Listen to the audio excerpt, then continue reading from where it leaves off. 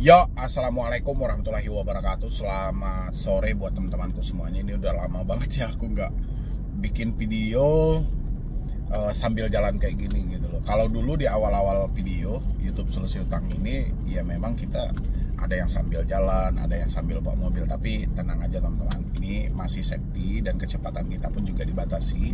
Kecepatan kita di sini cuman 30 km per jam aja, jadi cukup pelan teman-teman semuanya. Jadi kelihatannya aja yang agak cepat, tapi dia cuman pelan. Oke, ini buat teman-teman semuanya yang sudah tidak mampu dan tidak sanggup bayar pinjol, yang sampai detik ini masih takut soal DC lapangan yang berkunjung. Habis itu teman-teman kan masih menyibukkan diri juga tuh, kira-kira debt collector mana nih yang datang ke rumah, dari aplikasi mana nih yang berkunjung ke rumah gitu loh.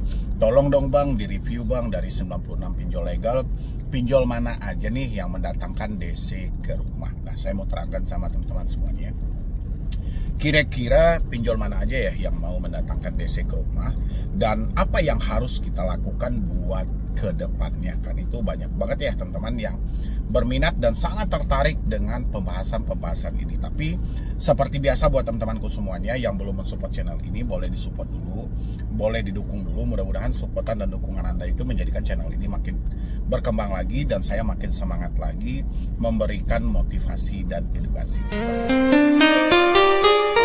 Pinjol yang mendatangkan debt collector ke rumah ini sepertinya pembahasan yang nggak pernah habis-habisnya teman-teman semuanya. Karena menurut versi teman-teman yang sudah telat bayar, yang sudah tidak mampu bayar, rasanya pembahasan ini sangat penting gitu loh, dan sangat dibutuhkan juga gitu loh ya. Apakah mereka akan berkunjung ke rumah, apakah mereka akan datang ke rumah gitu loh. Kalau memang datang ke rumah, kira-kira pinjol mana aja nih? Kan ada 96 tuh, apakah ini Aku Laku, apakah ini Kredit Pintar, apakah ini ada Pundi, Samir, dan lain sebagainya. Umumnya teman-teman semuanya meminta saya untuk mereview satu persatu pinjol-pinjol yang mereka pinjam gitu loh ya. Jadi itu harapan dari teman-teman semuanya. Nah, sebenarnya sebelum saya bahas kesananya, teman-teman, saya jelaskan dulu buat andanya ya. Untuk perkara debt collector datang ke rumah, ada atau tidak DC-nya, rasa saya ini tidak terlalu penting sih. Lain hal kalau ini kebutuhan konten ya. Kalau kebutuhan konten ini sangat penting karena angkanya sangat tinggi. Analistiknya sangat mendukung bahwa saya harus membahas ini. Jadi tingkat penontonnya itu tinggi. Tapi kalau dari diri teman-teman yang mengalami hal itu, mungkin seketika ini Anda membutuhkan jawaban itu supaya menjadi patokan dasar itu menurut Anda semuanya. Supaya sandiwara-sandiwara ini bisa berjalan dengan lancar. Supaya sandiwara Anda selama ini itu bisa rapi lah gitu loh ya. Mungkin teman-teman yang tidak mampu jujur dengan keluarga, yang tidak mampu jujur dengan orang tua, dan dia sangat membutuhkan nih, apakah dia pinjam di SICAS ada DC lapangan, kami ada DC lapangan, ada Pundi 360 Kredit ada DC lapangan nggak? Tidak gitu loh. Sebenarnya teman-teman, daripada menyibukkan diri dengan mencari DC lapangan ada atau tidak, alangkah baiknya saya sampaikan buat teman-teman semuanya untuk jujur dan terbuka aja.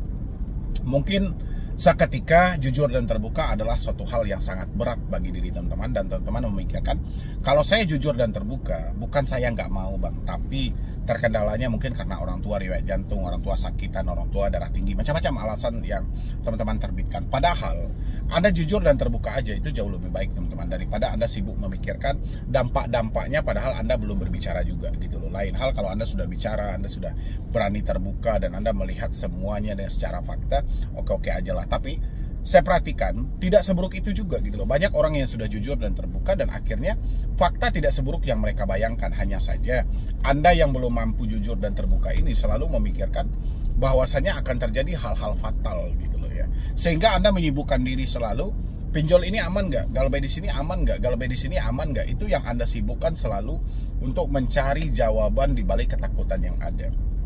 Teman-teman, walaupun saya sampaikan hari ini misalnya pinjol yang sering mendatangkan debt collector ke rumah seperti Aku Laku, seperti Kredivo, seperti Shopee misalnya gitu kan, atau misalnya Kredit Pintar, atau ditambah lagi dengan Indodana dan lain sebagainya gitu loh. Ini bukan berarti Anda yang mengalami telat bayar juga di sana akan dikunjungi, tidak teman-teman. Sebenarnya patokan dasar bahwa kita akan dikunjungi karena mereka dari pinjol besar nggak ada juga teman-teman. Atau patokan dasar karena nominal hutang kita akan dikunjungi, nggak juga gitu loh. Jadi mereka mengunjungi kita itu, saya berulang kali menyampaikan sama teman-teman semuanya, jawaban Anda menentukan teman-teman. jawaban Anda menentukan. Kalau mereka mungkin mereka sudah banyak di daerah-daerah ini, mereka sudah kayak mana ya? Mungkin sudah menyeluruh gitu loh. Tapi bukan berarti Anda yang ada di sini akan dikunjungi, Anda yang ada di sini akan dikunjungi. Enggak juga, teman-teman semuanya. Ya, jadi saya berharap Anda yang masih sibuk mencari FC lapangan, rasa saya urungin aja niatnya itu. Walaupun banyak orang yang menyampaikan, aku laku nih, sering debt collector-nya berkunjung. Ya belum tentu juga Anda akan didatangi, gitu loh. Habis itu Kredivo nih bang, bolak-balik absen terus nih, DC-nya setiap hari di beberapa orang. Ya belum tentu diri Anda akan dikunjungi juga, gitu loh.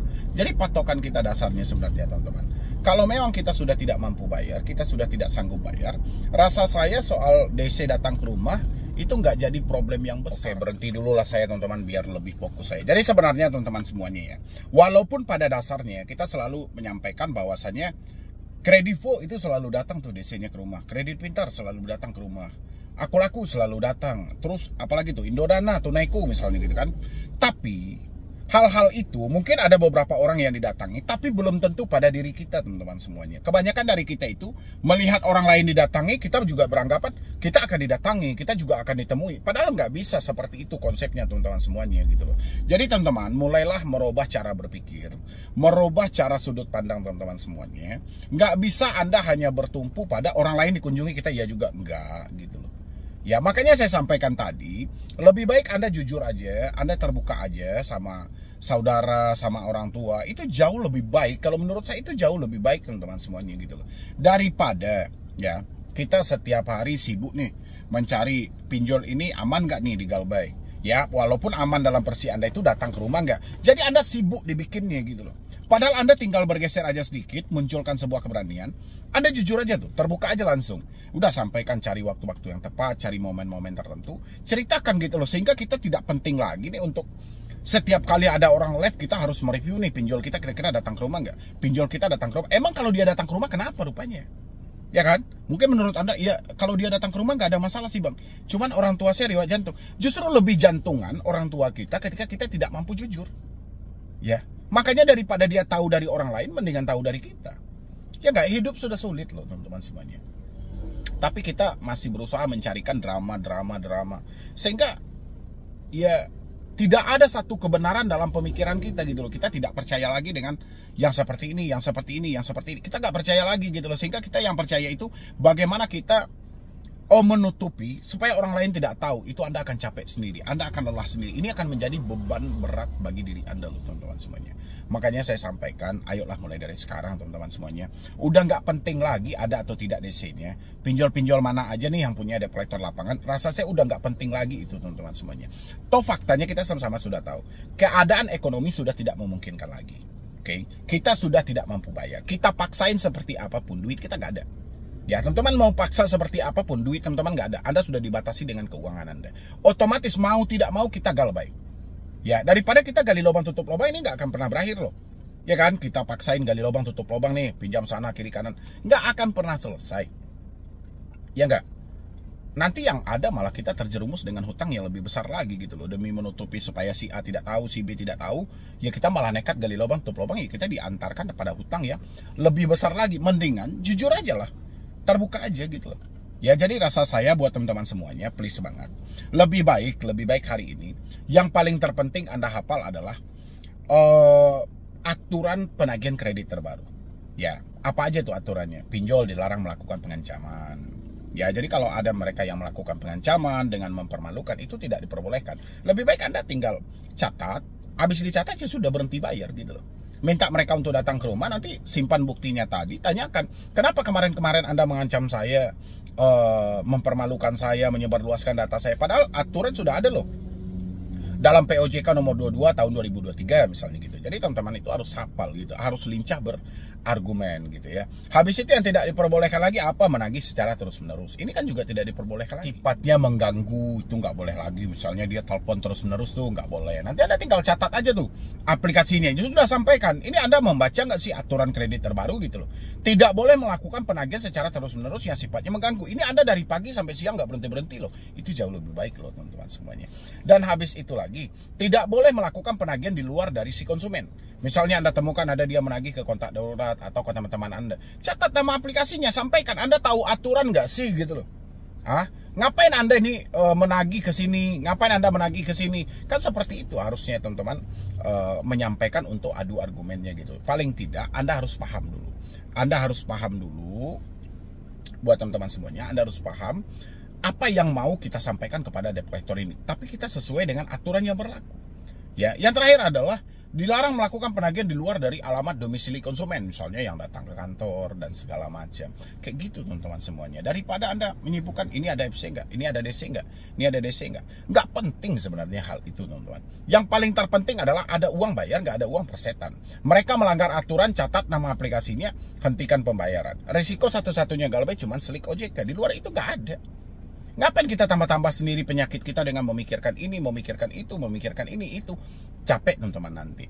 Ya, mudah-mudahan dengan video singkat ini itu bisa bermanfaat buat teman-teman semuanya.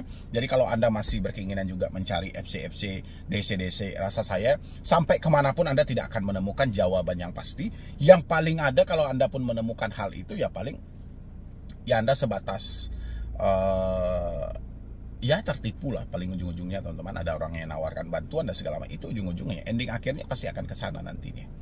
Oke teman-teman semuanya, mungkin dari saya cuma itu aja dulu. Terima kasih banyak buat teman-teman semuanya. Mudah-mudahan ini membantu dan tidak menjadi beban berat lagi bagi diri Anda. Jadi saya sekian dulu dari saya, Medi Broni.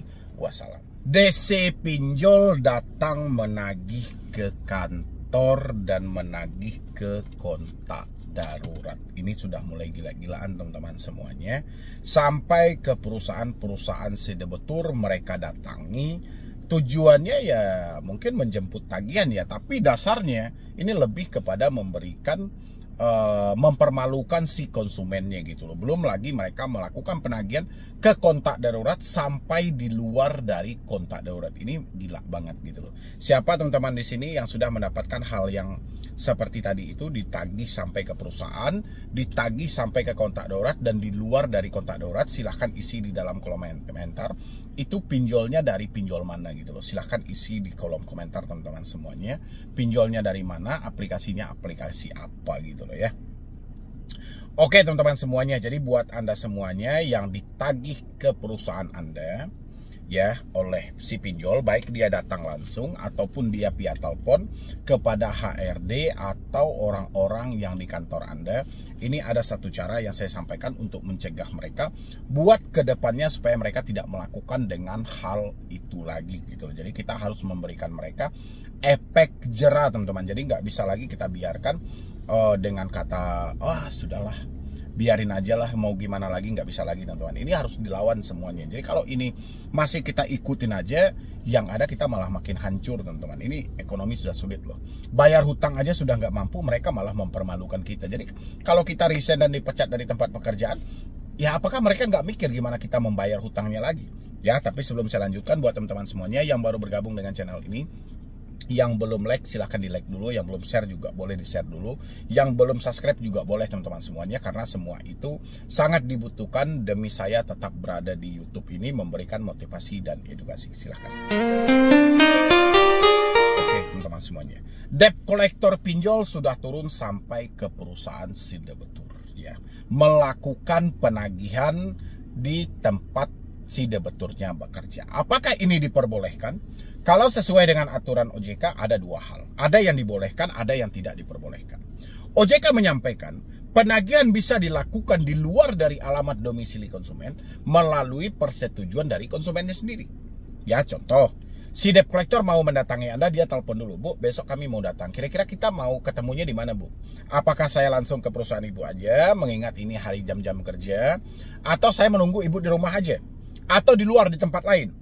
Harus ada konfirmasi dulu, setuju dari kita. Misalnya kita menyetujui, ya sudah kamu datang ke kantor aja nggak apa-apa. Atau ya sudah kita ketemu di luar aja di kopi misalnya gitu kan. Kita cerita juga nggak ada masalah. Atau misalnya kamu tidak membenarkan hal itu, saya nggak mau ada janji, tunggu saja saya di rumah. Itu harus ada kesepakatan.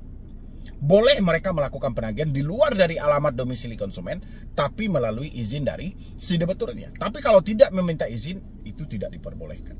Ya, sesuai dengan POJK nomor 22 tahun 2023. Habis itu lagi, tentang yang tidak diperbolehkan sama sekali. Di dalam aturan POJK itu ada dua tuh. Ada yang diperbolehkan, ada yang tidak diperbolehkan. Yang diperbolehkan seperti tadi, meminta izin. Yang tidak diperbolehkan adalah melakukan penagihan di luar dari alamat domisili konsumen tanpa ada persetujuan dari Anda. Ini tidak diperbolehkan. Karena kalau dia melakukan hal itu tanpa persetujuan dari Anda, poin utamanya dari POJK ini akan dapat juga. Dilarang melakukan penagihan dengan pengancaman yang sifatnya mempermalukan. Ya, kalau dia datang ke perusahaan Anda, oke, mereka tidak melakukan pengancaman, tapi mereka melakukan mempermalukan, menyebarluaskan informasi si debetur. Ya, nanti kan ada security, ada teman-teman si debetur misalnya gitu. Nggak mungkin dong si debt collector langsung aja kepada si debetur, kan nggak mungkin, otomatis ada security dulu. Security pasti akan bertanya, urusan Anda apa gitu loh. Kalau dibilangin teman, ya teman nggak bisa datang ke perusahaan misalnya gitu kan. Kami tidak menerima tamu di sini. Kalau mau ya tunggu aja. Pastinya si debt collector akan menyampaikan kami penagih hutang. Kami debt collector, kami penting bertemu dengan dia dan segala macam. Sebagian debt collector ada juga yang menyembunyikan hal ini. Dia menyampaikan saya penting aja bertemu. Bahkan dia sampai nunggu di luar. Sebenarnya hal itu tidak diperbolehkan teman-teman semuanya. Melakukan penagihan di luar dari alamat domisili konsumen. Boleh juga kalau sudah sesuai dengan kesepakatan yang ada. Nah, di beberapa info saya temukan buat teman-teman semuanya, debt collector ini ada yang datang ke tempat kerja, ada yang melalui telepon. Ya, saya pengen buat teman-teman semuanya untuk mencegah hal ini supaya tidak terjadi berulang-ulang kali kepada diri Anda. Ketika ada yang nelpon itu, usahakan untuk mencari tahu nama aplikasinya. Habis itu tolong direkam teman-teman semuanya. Biar kita tahu pinjol mana ini yang selalu menagih-nagih ke perusahaan. Ya, mempermalukan konsumen. Dia tahu nggak sih aturan POJK ini gitu loh. Atau OJK ini cuma dianggap sampah. Ya, aturan OJK ini tidak bermutu sama sekali. Jadi dianggap, ya diabaikan aja. Apalah OJK ini cuma label dan segala macam. Atau seperti itu konsepnya. Makanya penting teman-teman semuanya, debt collector yang menghubungi Anda ke perusahaan Anda, itu saya butuh buktinya teman-teman. Untuk kita viralkan. Nggak bisa kita biarkan seperti ini. Kalau misalnya mereka nanti tidak mau menyebutkan nama aplikasi, sampaikan sama HRD Anda, ini penipu. Ini orang yang tidak bertanggung jawab. Saya tidak merasa kok kayak gitu aja. Karena mereka tidak mau nih menyebutkan nama aplikasinya, ya sudah. Saya nggak merasa minjam sama mereka, saya nggak merasa juga ada sangkutan sama mereka. Ya sudah, saya nggak kenal aplikasi apa, mereka dari mana, saya nggak kenal, kayak gitu aja teman-teman. Tapi kalau dia menyebutkan nama aplikasi dan itu pinjol legal, tolong direkam. Ya, kita butuh hal-hal seperti ini teman-teman. Nggak bisa kita biarkan. Nah, jadi kayak gitu teman-teman semuanya untuk menghadapi debt collector yang selalu gigih datang ke perusahaan Anda gitu loh. Ya, kalau misalnya dia datang tiba-tiba, dianya yang datang langsung, ya pertanyakan soal tadi. POJK nomor 22 Anda paham nggak tentang aturan penagihan kredit? Coba baca sama dia yang keras gitu loh. Dilarang melakukan penagihan di luar dari alamat domisili konsumen. Dan kita pun sebagai konsumen harus melawan hal itu. Kalau memang mereka tidak benar, bukan berarti kita harus mengikuti. Nggak perlu juga ada yang Anda takuti. Toh mereka tidak taat aturan kok. Ngapain juga Anda harus patuh tentang aturan itu? Aturan ini dibentuk untuk ditaati dan dipatuhi. Mereka aja yang di bawah naungan otoritas jasa keuangan tidak peduli dengan aturan ini. Gimana kita mau peduli dengan angsuran mereka gitu loh. Kayak gitu teman-teman. Jadi kita jangan mau tersandra hanya sebatas rasa bersalah, rasa penyesalan, rasa tidak mampu. Ya, nggak usah tersandra dalam hal itu gitu loh. Anda terjebak hutang pinjol ini hal-hal wajar aja karena ekonomi Anda sedang tidak baik-baik saja. Tapi Anda membiarkan orang lain mengintimidasi Anda, menekan Anda, mempermalukan Anda, itu nggak benar juga teman-teman. Sabar itu ada batasnya. Tapi kalau mereka sudah melampaui batas tadi, Anda berhak untuk melawan kok. Tanyakan sama mereka, tahu nggak mereka aturannya seperti apa gitu loh. Oh, dia bilang ibu tidak pernah ngangkat telepon. Saya ada alamat kok. Di KTP saya itu ada alamat dan saya tinggal di sana. Kenapa Anda tidak ke sana? Kenapa Anda ke sini? Anda mau mempermalukan saya? Anda paham nggak aturannya seperti apa gitu loh? Seperti itu aja teman-teman. Jadi kalau nggak Anda lawan, Anda biarkan hal itu terus-menerus, mereka menandakan bahwa Anda takut. Ketika mereka memvonis Anda takut, mereka akan menghajar Anda habis-habisan. Makanya sudah saatnya Anda melawan. Lawan aja sesuatu yang sudah tidak sesuai itu, dilawan aja teman-teman. Untuk sama HRD, ya kan sering juga kita dikunjungi terkadang SOP dari sebuah perusahaan kan kalau SOP di perusahaan tidak membolehkan urusan pribadi sampai ke perusahaan, karena ini sudah keputusan sepihak yang dilakukan oleh debt collector, sudah saatnya kamu jujur aja dan terbuka sama HRD-mu. Minta pendapat juga sama dia. Yang saya khawatirkan Pak, kalau seandainya mereka datang ke sini dan segala macam, ini saya sudah terlanjur terjebak di dunia pinjaman online. Saya sudah berusaha nih untuk menyelesaikannya, tapi saya apa boleh buat, ini tidak bisa terkaper juga, tidak bisa selesai juga karena bunganya per hari dan besar banget. Jujur dan terbuka, tetap menyelamatkan diri teman-teman semuanya. Ya, jadi kalau Anda bertanya sama saya, gimana nih Bang, di perusahaan saya tidak membolehkan ada karyawannya yang berhutang pinjol. Nah, kalau kamu sudah tahu seperti itu, kenapa kamu lakukan sejak awal? Ini sudah terlanjur Bang. Nah, kalau sudah terlanjur, berarti kamu harus jujur dan terbuka sama HRD-mu atau siapa yang penanggung jawab ada di perusahaanmu. Ya, yang jelas buat teman-teman semuanya, fakta tidak seburuk yang kita bayangkan. Tapi ingat juga teman-teman, apapun pekerjaan yang kita geluti hari ini, itu adalah rezeki teman-teman. Rezeki ini datang melalui Yang Maha Kuasa. Tapi Tuhan menitipkan rezeki itu melalui perusahaan itu. Jadi kalau Tuhan membilangin rezeki kita masih ada di perusahaan itu, apapun masalah Anda akan tetap bekerja dan berusaha di sana. Tapi kalau rezekimu sudah tidak ada di perusahaan itu, tanpa ada masalah pinjol pun, kamu akan resign, atau bahkan kamu akan dipecat. Jadi lebih positifnya kayak gitu aja teman-teman. Makanya ke depannya lebih berbenah diri lagi.